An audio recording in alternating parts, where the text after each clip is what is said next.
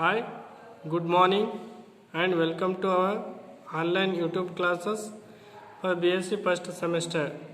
In last class we discussed about the collision and types of the collisions. There are two types of the collisions. One is elastic collision and inelastic collision. Elastic collision is a collision in which there is a no net loss in kinetic energy. Means kinetic energy of the system of a particle is conserved and momentum is also conserved. In this elastic collision we are going to study about in this class collision between two particles do not stick together in one dimensional motion. Here how collision takes place between the two particles do not stick together means it is an elastic collision in one dimensional.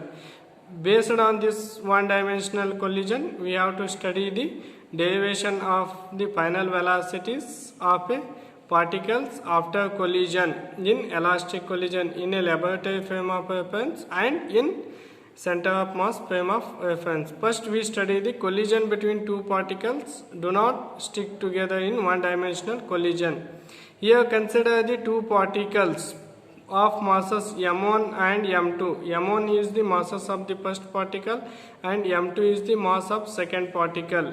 This m1 particle, this is before collision, this m1 particle moving along a straight line with velocity u1 and m2 particle moving a velocity with velocity u2, and these two particles are moving in opposite directions along straight line, and during collision this m1 mass particles exerted a force on m2, that is f1, and m2 mass particle exerted a force on m1, that is f2. This is during collision. After collision this m1 and m2 particles are moving with velocity v1 bar and v2 bar. v1 and v2 are the after velocities and final velocities of the particles after collision. Here let m1 and m2 be the masses of two particles. m1 ಮತ್ತು m2 ಅನ್ನೋದು ಎರಡು ಪಾರ್ಟಿಕಲ್ದು masses. u1 and u2 and v1 and v2 are their respective velocities before collision and after collision. This u1, u2 and v1, v2 are the respective velocities after collision of the two particles. These collisions do not stick together in one dimensional collision along the line joining their centers, means these particles are moving in a straight line. We have law of conservation of momentum, means law of conservation of linear momentum, that is statement studied in the first class. It states that the law of conservation of linear momentum states that there is no loss in the momentum, hence total momentum of the system is conserved. There is no destruction of the momentum. It means that the momentum before collision is equal to the momentum after collision according to law of conservation of momentum. Momentum before collision is equal to the momentum after collision. Here momentum before collision means what? Total momentum, that is momentum is given by m into v.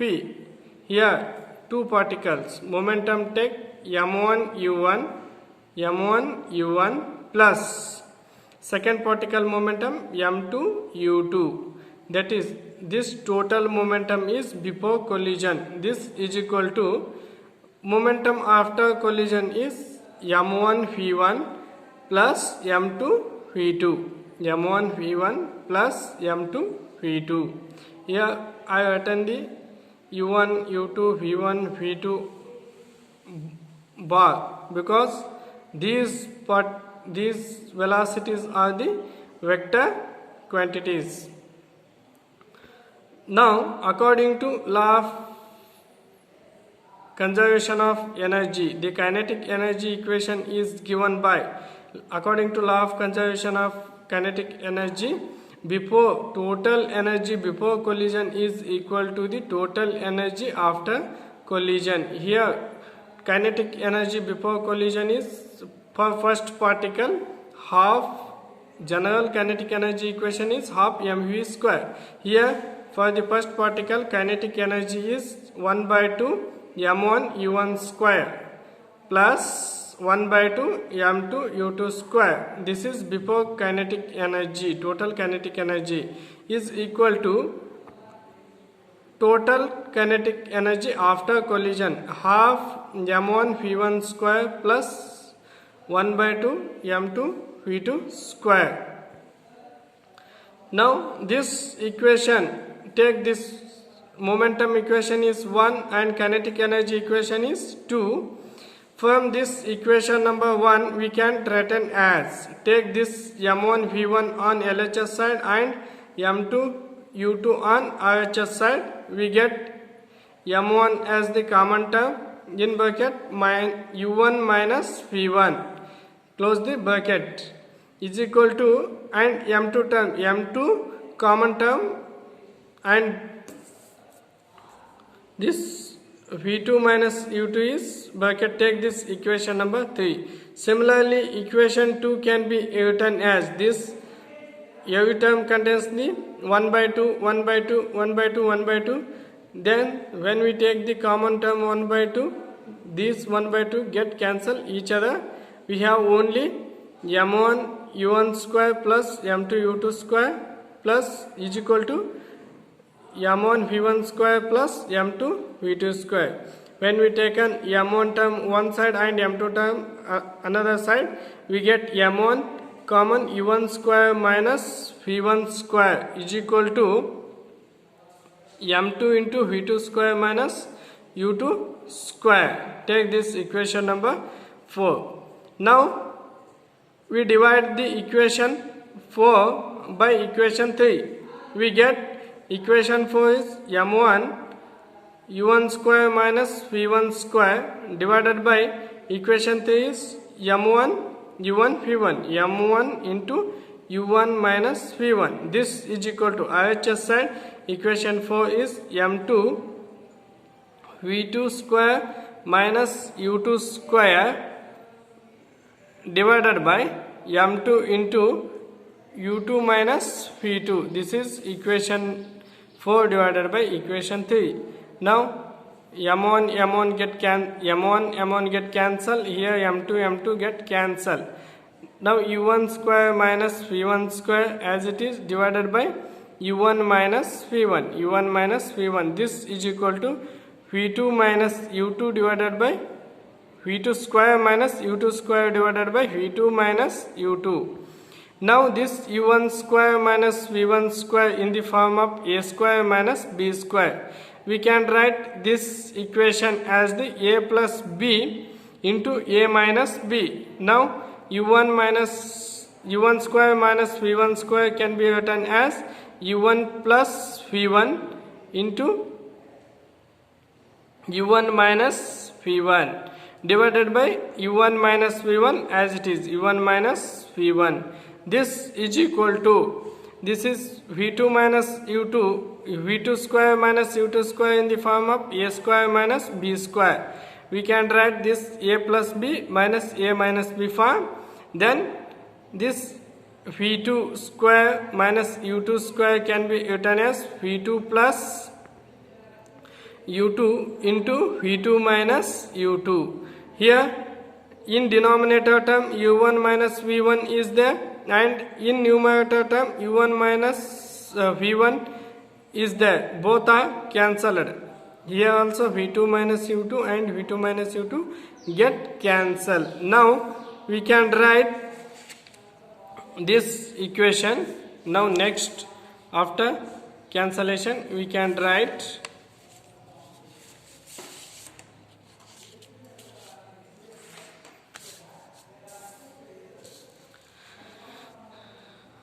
u1 plus v1 is equal to v2 plus u2. This u1 minus u2 is equal to v2 minus v1. Take this equation number 5. Means take this u2 on LHS side, we can write minus u2, and v1 on RHS side we can write minus v1. This is equation number 5. This equation shows that this is the relative velocity before collision is equal to the relative velocity after collision. Now from equation number 5, from this equation number 5 we can write v1 is equal to, take v1 in this side and v2 this side, and take the positive term v1 in the form of positive sign. Then v1 is equal to, this sign gets negative, minus u1.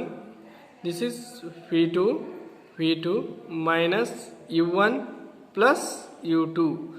From this equation we can write v1 is equal to v2 minus u1 plus u2. Take this equation number 6.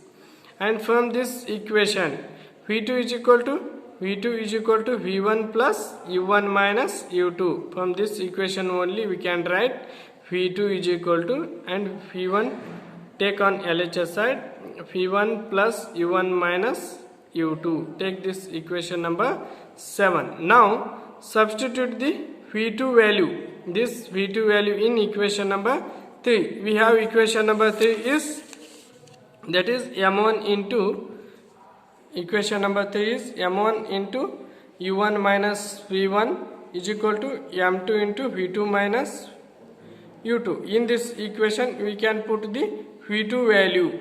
From equation 3 we can write here, substitute v2 in equation 3 and solving for v1.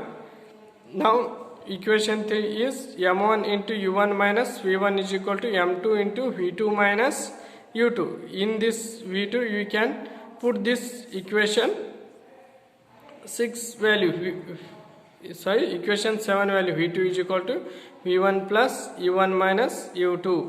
Now this m1 into u1 minus v1 as it is equal to m2 in the form of v2. We can write v2 value is v1 plus u1 minus u2, v1 plus u1 minus u2, and minus u2 is as it is. Now split this equation, this one m1 into u1 minus m1 into v1 is equal to m2 into v1 plus m2 into u1 minus m2 u2 minus m2 u2 as it is. Now here take all u1 terms on LHS side. Here also u1 term, this positive term, when come to LHS side this term becomes negative. Then u1 take common. After taking u1 as the common term, then m1 minus m2, u1 into m1 minus m2 plus, and take u2 term, this is m2 u2 minus m2 u2, this becomes minus 2 m2 u2. Then this minus m2 u2 take on LHS side, it becomes positive term plus 2 m2 u2. This is equal to this one m1 v1. Take on RHS side and take the common term v1.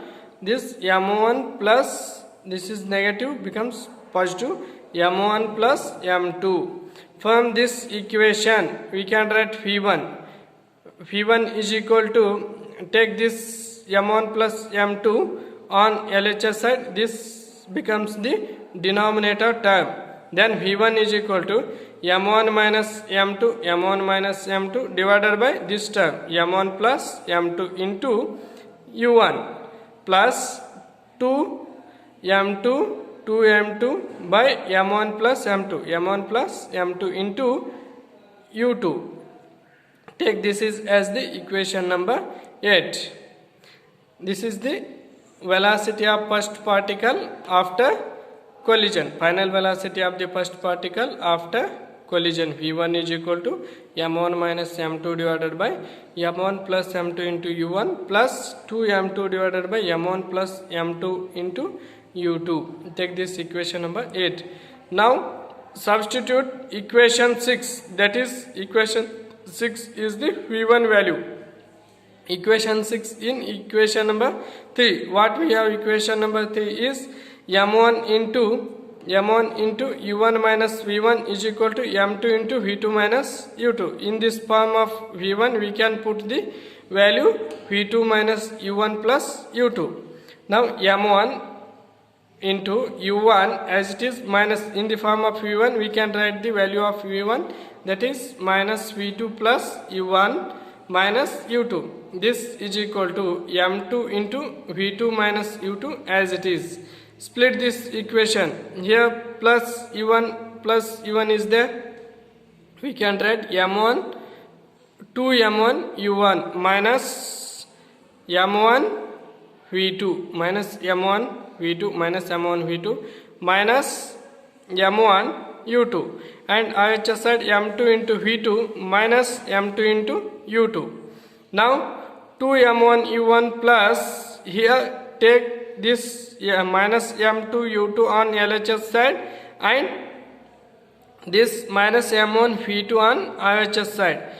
After taking this term on LHS and this term on RHS side, we get m2, this becomes positive m2 minus m1 into u2. This is equal to m1 plus m2 into v2. From this equation we can find the v1 by putting this m1 plus m2 on LHS side. Then v2 is equal to 2m1 divided by m1 plus m2 into u1 plus m2 minus m1 divided by m1 plus m2 into u2. Take this equation number 9. Therefore from equation number 8 and equation number 9, it gives the final velocities of the particles after collision, in elastic collision. This v1 and v2 gives the final velocities of the particles after collision in one dimensional. Based on this one dimensional collision, we can divide the final velocities of the particles after collision in a elastic collision in laboratory frame of reference and in center of mass frame of reference. This collision in one dimensional motion, it has a 3 special cases. That is, case 1, if both the particles having the same masses, m1 is equal to m2, then final velocity becomes v1 is equal to u2 and v2 is equal to u1. From this equation we can say the in one dimensional elastic collision of the two particles of equal masses, they interchange their velocities on collision. And second case is if m1 collide with m2 at a rest, means m2 is at a rest, means it has a velocity u2 is equal to 0. From equation number 8 and equation number 9, it gives the final velocities of the particles after collision. v1 is equal to m1 minus m2 by m1 plus m2 into u1, and v2 is equal to 2m1 by m1 plus m2 into u1. These are the final velocities of the particles when m2 at rest and m1 collide with m2. Then in third case, case third, if m2 is very greater than m1, means m2 is a large particle as compared to the m1 mass of the first particle, second particle has the large masses. If large masses, this m2 particle is also at the rest, then as compared with the m2, this m1 is negligible. From equation number 8 and equation number 9, we can get v1 is equal to u1 and v2 is equal to 0, and velocity of the first particle is equal to the velocity of the first particle before collision and velocity of the second particle is after collision is equal to 0.